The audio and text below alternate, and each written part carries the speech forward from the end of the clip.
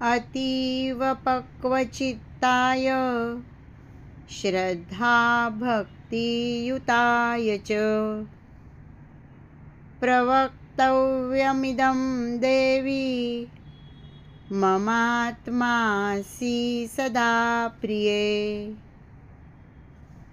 ज्याचे चित्त विवेक आदि साधना संपन्न अर्थात अत्यंत परिपक्व झाले आहे, जो श्रद्धा आणि भक्ती यांनी युक्त आहे, त्यालाच फक्त हे गुरु गीतारूपी स्तोत्र सांगावे।